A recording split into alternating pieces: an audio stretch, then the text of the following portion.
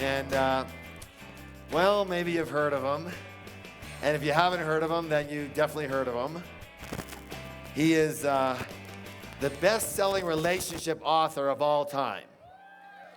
And you've seen him on shows like Oprah and Good Morning America and The View and Today and Morning Show and Live with Regis. And he's been on CNN and ABC and NBC and BBC and Harvard BC and every BC you can imagine. He's the author of 16, how many? 16 books, including one that you may have heard of or not, called Men Are From, Women Are From. Have you heard of that? The #1 best-selling book of the last decade. And literally, in the past 10 years, over 30 million. How many, please? 30 million copies have been sold worldwide, and it's in 40 different languages. And let me ask you a question. Do you think that something like that would be so popular if it wasn't nothing short of brilliant?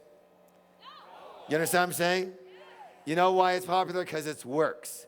It works. The methodology works. And this man is very, very special. Like many of the presenters we've had up here, I didn't choose to bring him here only because he's a best-selling author and only because he's a trainer. I chose to bring him here because of who he is, because he's got heart. He's a healer. He's a teacher. He's a very, very high being. And another person that I would highly encourage you to emulate, at least in part, if that resonates for you. Yes? He's just a very amazing man. And he's helped so many people. And not just does he have this great book, he's written many books, but he has now kind of pioneered this whole wellness arena that I think he's going to tell you a little bit about, I hope so. And the last time we had him at one of our events at a Wealth and Wisdom, this is what he talked about more or less, and it was just profound. And so many people went to his wellness ranch and did his program and came back and told me about their experience that I was just talking to him, and I'm planning on going this summer, yes? And I think it's, when someone is ahead of their time in an area, then you really got to, take notice. And this man was ahead of his time in the relationship area, is ahead of the time in the health area, and now he has combined the two. How's that? Good or good? Give him a high five and say, that's awesome. So, as the old cliche goes, without further what? May I present the one, the only, John Gray.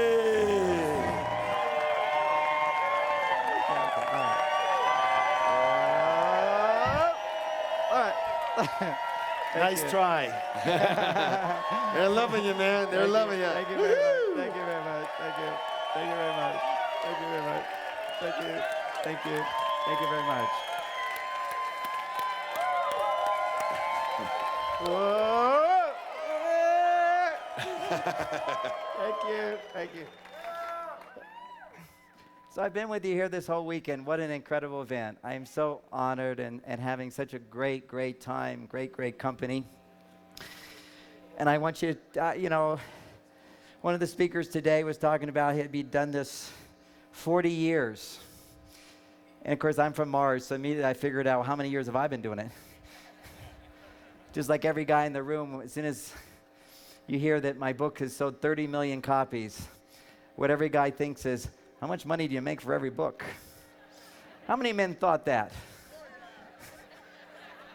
And see, all the women are thinking something else when they come out on stage. They all think, I hope he remembers something if their partner's here.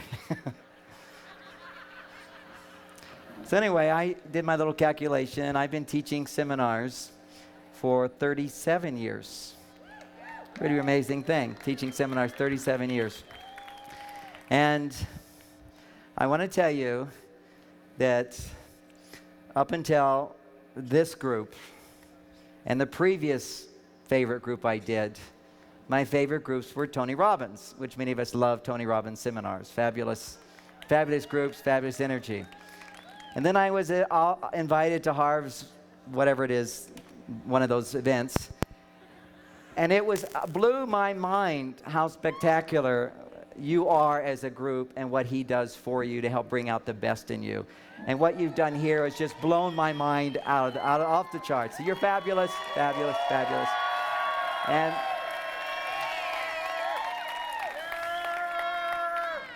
I believe I'm the last presenter, so I like to think I'm the best for last. But I'm so glad you stayed. I thought, oh, they're going to stay, or they're going to stay. And then it started to rain. Oh, is it going to rain? And then I remembered I wore my sunshine shirt, so I didn't have much to worry about. But I want you to know that a part of my background is I used to be actually a Hindu monk for 9 years and study the Hindu tradition. I'm Christian as well, but I'm kind of universal everything. And one of the things I would do when I initiate people into meditation, it's an ancient tradition, it's called puja, is the first thing you do is you sing a little verse. And the verse is reflective of a concept in Eastern philosophy and Eastern religions and so forth and spirituality, is that before something really special happens, you get cleansed and the rain comes out. And the rain came out to cleanse you all for all this incredible weekend. And I don't have a lot to teach you. You've learned so much this weekend. I'll share a little bit more. But I thought since it just happened, and everybody's got this Namaste t-shirt, I figured, well, some people are familiar with some of the Eastern traditions, that I would do that little blessing. It's at the beginning of a puja. And it goes like this. Apavitra.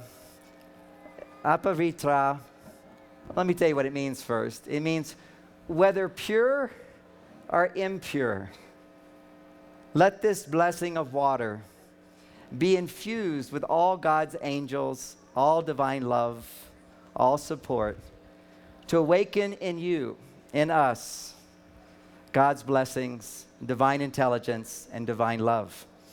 So I'll just chant the little thing. It's the beginning. Aparvitra pavitrova sarva vastanga topiva yasmare pundari sakshat yabare savare savat. That's it. Namaste. Namaste. May you all be blessed.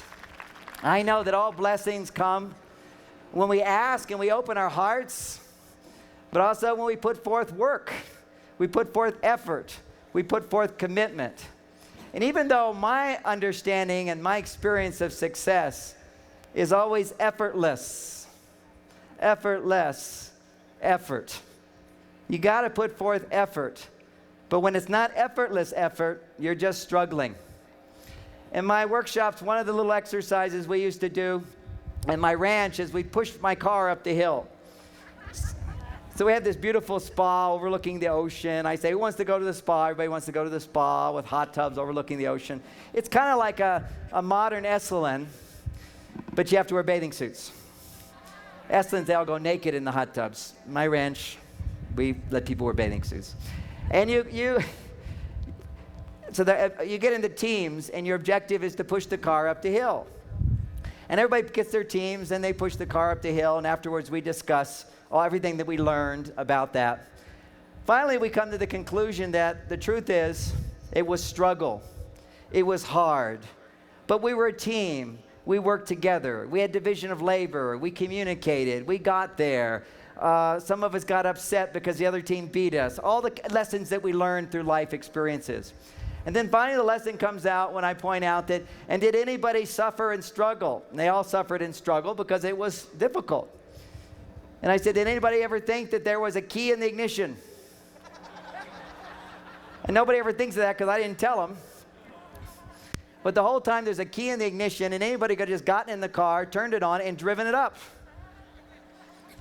And this is what goes on in our lives. Whenever you experience struggle, whenever you experience suffering, you have this fantastic car that will drive you anywhere you want to go. The best. It's built. You don't have to do anything. You don't even know how it works. All you have to do is turn the key and point it, and it goes. And we know that much of the time. But at those times when we experience suffering or struggle, or when effort is not effortless, we have forgotten that there's a key and a car to take us where we want to go. And what do we do instead? We get out of the car and we get behind the car and we push and we struggle together. Now, some of us are out there pushing on our own, and others glorify we're going to push as a team. And there's more satisfaction in that, of course. Misery together is always better than alone. But the great thing is to remember that whenever we're struggling and we're suffering, somewhere there's a key. And if we don't know where it is, we need to look for it, because there's a key somewhere. And today I want to talk a little bit about some of the keys for relationship. Now, in my 20s, I taught about success. I taught meditation. If you remember the days of the Maharishi who came and brought us yoga and meditation, and I was his personal assistant and lived with him for 9 years. And people always think I'm some kind of marketing genius to write the best-selling book of the last century, which is, by the way, out of date. It's now, according to USA Today, in the category of nonfiction, hardback, the number one best-selling book of the last 25 years. Thank you. Pretty cool, pretty cool. And the number one category of paperback nonfiction, it's Chicken Soup for the Soul. Have to acknowledge that because Jack's my good friend. Jack and I go back a long time. As a matter of fact, other speakers here, we all started in a little hub together quite a long time ago.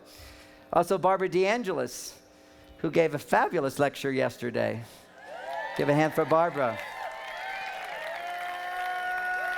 Yay, Barbara. So anyway, some of the secrets that I've gathered over the years, and so those that you can apply at those times when you're turning that little ignition instead of struggling, is to remember that whenever you're struggling in your relationship, your assumption is wrong. You are wrong. You're missing something. Now, your partner is also wrong. I mean, I don't have to teach you that. We always know they're wrong. But what we don't realize is our assumptions, our expectations, our thought of how things should be, if they're not that way, we are mistaken. Now, just because I'm mistaken every time there's a problem in my relationship, it doesn't mean she's not mistaken as well. But how am I going to make this into a win? How am I going to solve this problem? How am I going to create my reality if I'm waiting for her to change? Or if I'm waiting for her to point out she's wrong? I spent so many years like waiting. Let it go. And realize that what am I really looking for in a marriage? In my intimate relationship, my special relationship of all relationships. My wife Bonnie and I have been married now 23 years. And she is my soulmate. I adore her. And sometimes I don't. And that's what you have to understand as I stand up here professing total adoration for my wife, as well as incredible sex after 23 years, which is an accomplishment. Sometimes my wife gives me little jabs because I brag about how fast I drive my car. I'm really a car guy. Lots of guys from Mars are car guys. Not all, but I just like to, if I'm upset, I just get in my car and drive fast. Got my stereo, I'm a happy camper. Then I come back and I'm ready to have sex. She's not, but I am. So I was giving a talk in my little town of Mill Valley where I live. I do a talk for the community. We have a community theater, and I do my show. I've kind of just a comedy show as well, once a month. And so she was in the audience, and somebody asked, well, how does John make love? He's teaching about sex sometimes. He says, he makes love the way he drives his car. And I just been talking about how fast I drive my car. And I was also talking about how women need a little more time in sex for us fast drivers. So anyway, I didn't have a comeback. I had to like mull that one over till next month later. She wasn't at that presentation, but I mentioned what she said. And my wife, and of course my wife, when I'm talking about sex, my wife says that I have sex the way I drive. Everybody laughed, and I said, and of course my comeback is, Yeah, but I can drive for 3 hours without stopping. Now, that's not really true, but it was just a joke, okay? So I was thinking about how I'd start out today, and I always just open up to whatever comes my way. And it was one of the lovely assistants that brought me in the little cart down here, and she was talking with one of the other team members, and the team member was being considerate of her and saying, well, how's today compared to yesterday, or something like that. And she said, oh, I like today much better. And he goes, oh, was it the speakers? Was it this? And she goes, no, I had more time to eat. Now, I bring this point up because this will be one of the points that men will bring home. Men can't remember more than one thing anyway. So I want to make sure that one thing at a time, one thing at a time, one thing at a time. I want to make sure it's the most important point I can convey to a guy today. And that point will be why she said that. Most men would think, well, what's the big deal? You know, it's kind of like, wasn't it the speakers that made it great? No, it's because she was fed. See, men don't realize this because our bodies are designed differently. Long time ago, before we had arrows and spears, the way we would get food is we'd chase after animals. And we just keep running after them until they would get tired before we did. And they'd fall down and we'd kill them, thank them and kill them and go eat them. So now women didn't do that. They don't have that whole physiology that we have. So what will happen is when a woman says she's hungry, it really means she's hungry. See, a guy could be hungry, but he knows he has to chase the animal for a long time before he gets it. So you'll be leaving this seminar maybe, and you've been driving a few hours, and she's going to say to you, let's look for a restaurant. And you're going to think, okay, once we get to the airport, we'll check out restaurants. Right? Men are like, they want to go from point A to point B, and then decide what we're going to do after we get a little praise, and then we eat, have sex, or take a nap. Any of those three things. But we have to work for it. We go from point A to point B, so he's driving, and so you want to eat. He figures, okay, once we get there, we'll eat, no problem. What he doesn't know is that when a woman says, let's look for a restaurant, or when a woman says she's hungry, this is a medical emergency. This is a code blue alert. Code blue. What did I say? What did I say? What did I say? Now, just all the way in the back. I want to hear it all the way in the back. What did I say? Well, they're way back there. I want to try to connect and hear you again, but let me say it differently. When a woman says she's hungry, what do you do? They did it in the back. Okay, we'll just let the back do it. When a woman says she's hungry, what do you do? When a woman says she's hungry, what do you do? And now all together, when a woman says she's hungry, what do you do? Because it is a code blue alert. Because it is a code blue alert. Now I'm going to explain why. And in understanding why, everything about your relationships that doesn't make sense will start to make sense. And that's what's so beautiful about this message of Men Are From Mars, Women Are From Venus. Is as you start getting into this thinking, your whole past starts going click, click, click, click, click, click, click, click. Everything that you kind of go, doesn't make sense, doesn't make sense, she's nuts, he's crazy, he didn't love me, she didn't care. All that stuff, wrong. The most annoying things my wife does to me, she only does because she loves me. It took about 15 years to figure that out, really. It's like what she'll do is, before a talk, she says, your nose hairs are sticking out. If I'm getting ready, she'll say, you can't wear that tie. It doesn't match. I go, I don't care if it matches. I like the tie. Men just think one thing at a time. If I like the tie, I'll wear the tie. Women see everything. A whole woman's life is about accessories. Women have all these accessories, accessories, accessories. Men don't understand it. We shop one thing at a time. We get it. We're out of there. It's like we killed it. We take it. We're gone. The most exhausting thing for a guy, go shopping with your wife. You never know where you're going. You never know how long it's going to take. You have no control over how long it's going to take. Because she'll say, oh, let's go in there. But no, we're going there. Oh, but look in here. We'll look in here. And now we'll look in here. And now we're going to stop shopping for me and shop for somebody else. Or she'll try on dresses and then not even buy them. It's like, we spent all this time and you didn't even buy it. Let's kill it and take it home. What men are about is achieving that goal, getting from point A to point B, because only when we get to point A, B, can then we enjoy a nap. We need to rest or have sex or eat. Simple creatures we are. Women are not. Extremely complicated. They let you know by all those accessories. They got this, they got earrings, she's got face paints on, they got matching clothes, they got shoes with diamonds on them and rubies and glitter and sparkles and all this stuff. And of course, guys, if I'm playing basketball with my friend Bob, hey, Bob, you got new Nikes. Bob says, yes, I got them on sale. They match your pants. Men just don't think that way. We don't think that way. It's so foreign to the way we would think. And yet, it's really helpful to make a few small adjustments. I'm not saying men should ever become like women. I'll tell you, if you do become like women, they won't be turned on to you anymore. I already know that. It's a fact. I used to counsel men for years to become more like women. Open up, share your feelings, get in touch. Something hurts, let her know. So 2 months later, the women would all come back and say, I love him so much, but I'm not turned on to him anymore. I say, why? These are the answers. When I first got involved with him, I didn't realize he had so many problems. Or he's so sensitive, I feel like I have to walk on eggshells. Everything hurts his feelings.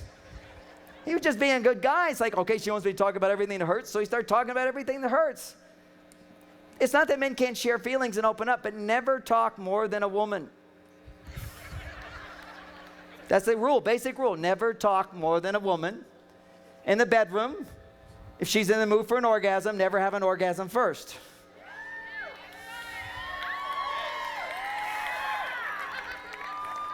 Because when he's done, everything's done. She feels that. She can feel that. Okay, back to hunger. I was at one point. Okay, you're going to stick on that point. Why is this such an important thing for you to know, guys? Because when a woman's hungry, that means her blood sugar has dropped. And when her blood sugar drops, that means her brain can't make a chemical that it needs to make under stress. And that chemical is called serotonin. Who's heard of serotonin? What's that word again? Now, the drug companies have researched all this for us. But you don't have to take drugs to create serotonin. I'll teach you how today, naturally. The first step to understand serotonin is balanced blood sugar. If a woman's hungry, she can't make serotonin to cope with stress. Now, what happens to a woman when she's under stress is different from what happens to a man. If you measure now the brain scans, when a woman's under stress, there's 8 times more blood flow to the emotional part of the brain. How many times more? 8 times. Can you put it on your fingers? 8 times. 8 times stronger emotional reaction under stress than a man. Now, if I don't understand that, I'm going to think my wife is nuts. Which a lot of men would come to me. Men who never get married, they come to me. I say, I can already tell you why you're not married. You get involved with this woman and everything's wonderful. Yeah, sex is great. Yeah. And then you realize she needs therapy or needs to be committed. He goes, that's right, I have some curse. Every woman when I meet, she has some brain problem. I say, no, you have the problem. You don't understand women. They just have a stronger emotional reaction to things than men do. And this is proven now. You can look under a brain scan, and let's call it stress. We all know stress is 1 as a little thing, 10 is a big thing. On a scale of 1 to 10, she rates it a 2. So it's not a big deal. Lost $50. Not a big deal. Lost $10,000, big deal. Okay, our cat died or whatever, so there's a 2 versus a 10. A man has his scale, 1 to 10. They measure blood flow in the emotional part of his brain when the stress is at a 2, and they measure blood flow when a woman says the stress is a 2, and what's the outcome? 8 times more blood flow in her brain. And so a man is going to be thinking, well, if she's got that much emotional reaction, she must be thinking this situation is a 10. But she'll tell you, it's not a big deal. He said, well, why are you talking about it? So we can talk. And he thinks, if it's not a big deal, why are we talking about it? Why do you have to bring it up? And she says, so we can talk about it. He will just forget it. I can't forget it. After we talk about it, I can forget it. But if it's not a big deal, don't talk about it. Let's just enjoy the sunshine. Why do we have to talk about the rain? We're just talking about it. So men are constantly misinterpreting, misunderstanding women. So when I first understood this, it was like the perfect example that day at the counter. Because I'm all into like purified water, oxygenated water, water systems. I'm like the researcher big time on all this stuff, okay, which is cool stuff. So I got all this special water, and my kids drink this special water. And she had washed out some bottles, and she had filled one with already the special water. And we're getting the kids ready for school, and they're off to getting to school. Everything's rushing around like parents, you know. And so I got to get the water for my daughter, and I see this bottle with water in it. So I figure, okay, it's old water. I'll dump it. So I'm pouring the water out so I can get fresh water in there. As I'm pouring the water out, she goes, no, no, no. Okay. I learned this is just that 8 times reaction. She's not saying it's that big of a deal. She's just having a strong emotional reaction that will pass, just like the rain. It will pass. This was actually one of the Buddha's greatest teachings.